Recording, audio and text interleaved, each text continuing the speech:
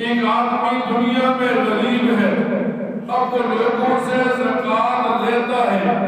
فرمایا ایسا آدمی جو زکوٰۃ لیتا ہے بے حاجت کی زکوٰۃ نہ لے۔ آج کیا ہوتا ہے، ہمارے گھروں میں سونا پڑا ہوتا ہے، پیسے پڑے ہوتے ہیں، لیکن پھر بھی ہم زکوٰۃ بٹورنے میں لگے رہتے ہیں۔ علماء لکھتے ہیں اگر ایک آدمی نے زکوٰۃ دی، سامنے والا مستحق نہیں تھا، تو اس امیر کو پتہ ہونا چاہیے کہ زکوٰۃ ضائع ہو گئی، دوبارہ زکوٰۃ کی رقم ادا کرے۔ علماء لکھتے ہیں جب کسی غریب کو زکوٰۃ ملے تو وہ آدمی اسے اللہ تعالیٰ کی طرف سے انعام سمجھے۔ ہم کیا کرتے ہیں، ہمیں کوئی آدمی زکوٰۃ کی چند روپے دے دیتا ہے، پھر غریب آدمی کیا کرتا ہے، پورا سال اس امیر کی چاپلوسی میں لگا رہتا ہے، کیسے کس نے مجھے زکوٰۃ کے چند ہزار روپے دیے تھے، حالانکہ یہ تو اس کے مال کو پاک کرنے کے لیے نکالا گیا۔ جیسے نماز فرض تھی ویسے زکوٰۃ فرض تھی، اس کے مال کو محفوظ کرنے کے لیے نکالا گیا۔ علماء لکھتے ہیں جو آدمی زکوٰۃ لے تو جو دینے والا ہے اس کے لیے دعائیں کرے، اللہ اس کے مال کو بڑھائے اور غریب بھی اس کے مال سے نفع اٹھائے۔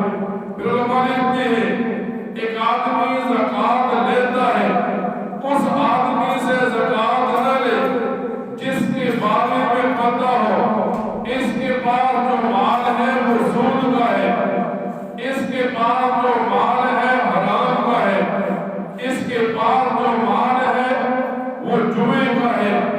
اس مسلمان نے اپنی بہنوں کا حق مارا ہے، اس مسلمان نے اپنی روپیوں کا حق مارا ہے۔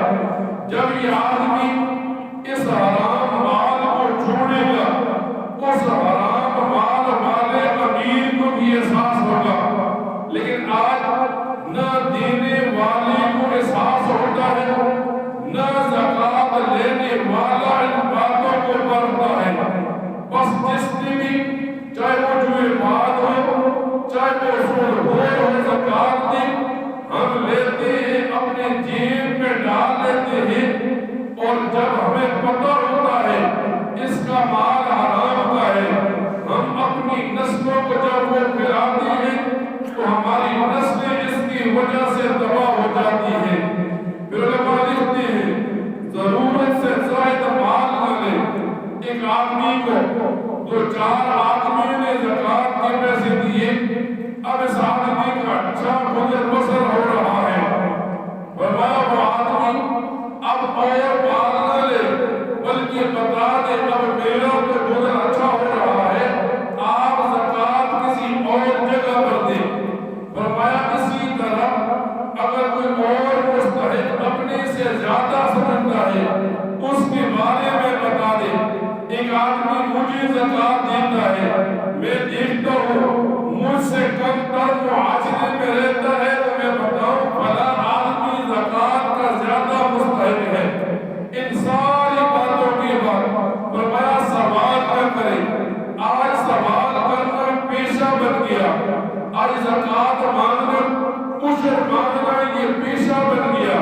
اور حدیث کی کتابوں میں آتا ہے نبی کریم صلی اللہ علیہ وسلم فرماتے ہیں جب آدمی دنیا میں سوال کرتا رہا، مانتا رہا، قیامت کے دن یہ سوال کرنے والا اس حال میں کھڑا ہوگا کہ اس کے چہرے پر گوشت نہیں ہوگا، یہ سزا اس سوال کرنے کی ملے گی۔ بڑا مسلمان جانچ پڑتال کرے، صحیح مستحق تک زکوٰۃ پہنچائے، اپنے رشتہ داروں میں زکوٰۃ دے۔ یہ جو غریب محلوں میں مانگنے والے پھر رہے ہوتے ہیں، گھروں میں عورتیں آتی ہیں مانگنے والی، انہیں زکوٰۃ کا پیسہ نہ دے بلکہ زکوٰۃ کا پیسہ مستحق تک پہنچانے کی کوشش کرے۔ اگر غیر مستحق کو زکوٰۃ دے دی، یہ مانگنا، سوال کرنا یہ آج کل کے معاشرے میں پیشہ بن گیا ہے۔ اگر ایسے لوگوں